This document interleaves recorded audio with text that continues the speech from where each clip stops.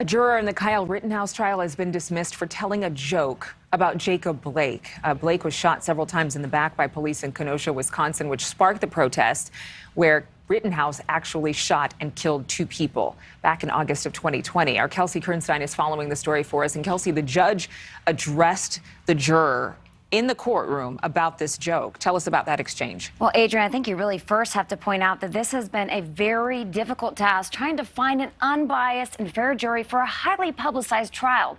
The juror admitted to the judge that he told a joke to the deputy while being escorted to his car, but the juror said he would not repeat that joke in the courtroom. The judge later dismissed that juror from the case. There are a plethora of bad jokes out there about everything to do with all of this. This is one of them. But I think the rest of this joke, as it were, suggests some sort of racial bias.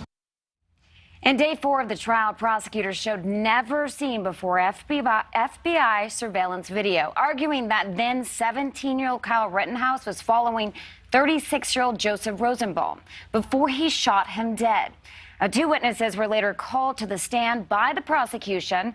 Both Rich McGinnis, who was recording the protests on his cell phone for a website he worked for, and Ryan Balch, also armed with an AR weapon and safeguarding a business with Rittenhouse. But McGinnis testified Rosenbaum was chasing down Rittenhouse, trying to take his gun, favoring the defense. Balch also testified that Rosenbaum was hyper-aggressive and acting out in a violent manner.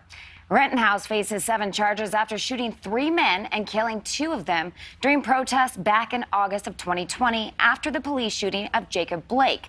He has pleaded not guilty by self-defense. Now, the trial is expected to last 2 to 3 weeks, and if convicted, Rittenhouse, now 18, he faces life in prison, Adrienne. Yeah, serious charges. Thank you, Kelsey. Thank you so much for watching. Make sure to click on the red subscribe button below so you can get more of NewsNation's fact-driven, unbiased coverage.